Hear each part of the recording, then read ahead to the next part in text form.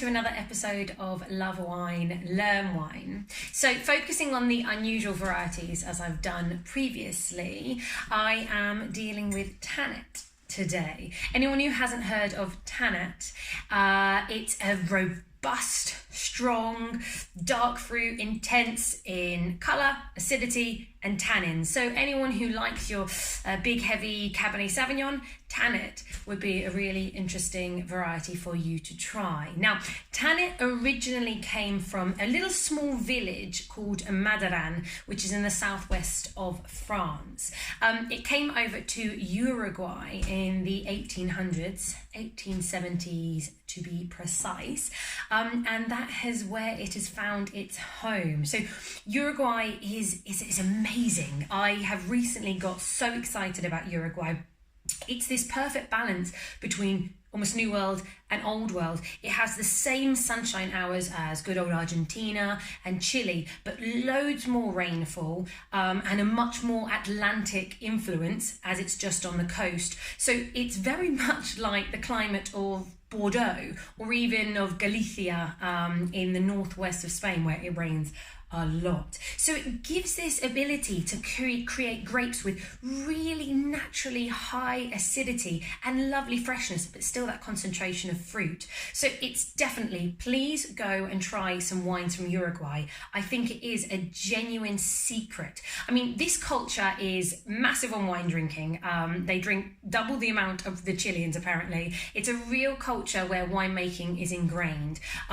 But they have about 6,000 hectares. If you compare that to Argentina and Chile, which are about 200,000 plus hectares, you can see how people have not realized Uruguay is making such amazing wines. And just as a side note, when I started investigating wines from Uruguay, I realised what an incredibly progressive country Uruguay is. One of the first places for women to be able to vote. Cannabis is legalised and state produced. Every child gets free education and a laptop. Not wine, that's for us, but a laptop. This is 10% of all restaurants have to have a vegan option. Most of their energy is coming from renewable sources. So this is like an incredible country, hidden in between Brazil and Argentina, for those of you that don't know. And I highly, highly recommend for you guys to investigate yourself and do so with a bottle of wine from Uruguay. Now, Tannat is the main grape variety of Uruguay. 26% of all grape varieties that are grown there are Tannat.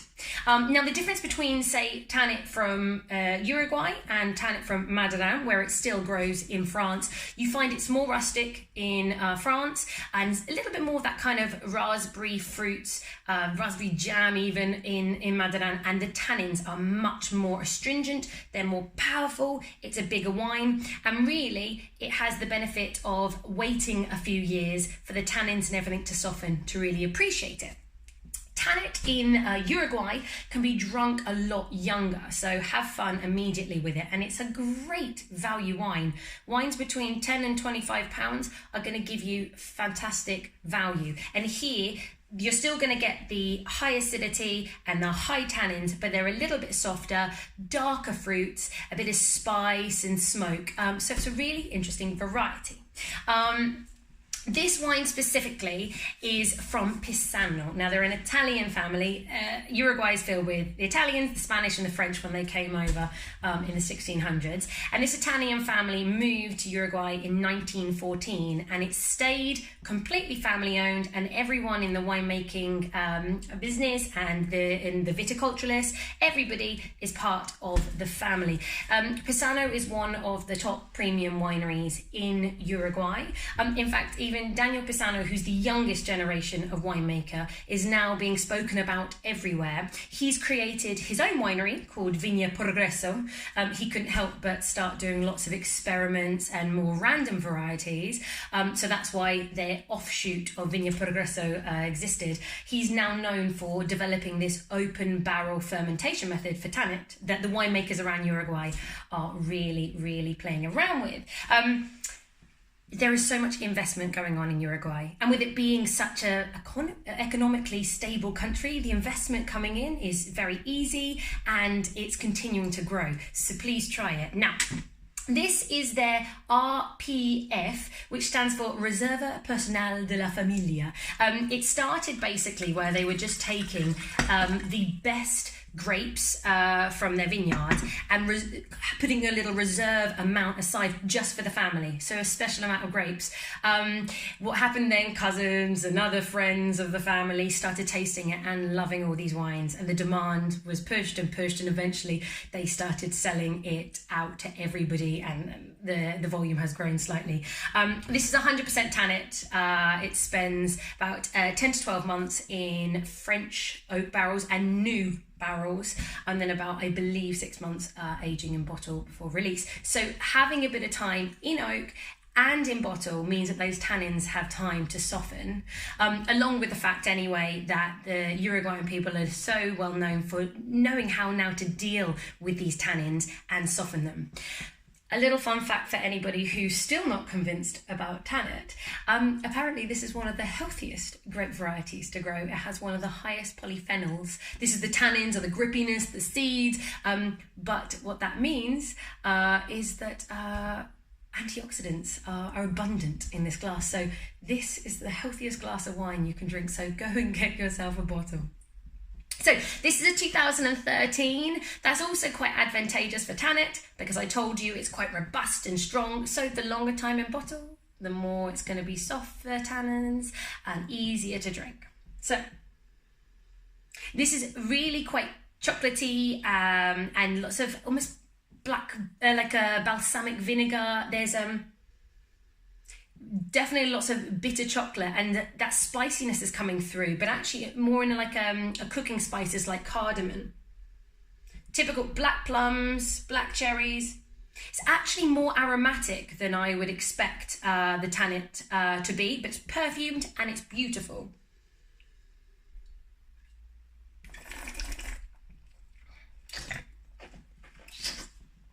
Yeah, it's powerful and big.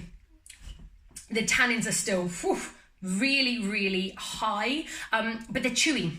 They're really, really chewy and almost a bit meaty. In fact, you know, the perfect food pairing for Tannat is beef steak, and it's no surprise. I mean, cows outnumber people in Uruguay 3 to 1. So their daily diet is very steak based, and Tannat would go perfect with that. So you need something high fat, high protein to go with this, and the tannins will grip all that fat and cleanse your palate.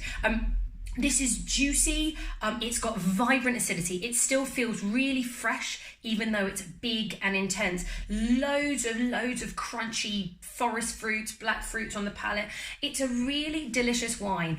I bought this from Headley Wright Wine Merchants. They're in Hitchin, but they do delivery, free delivery over £100.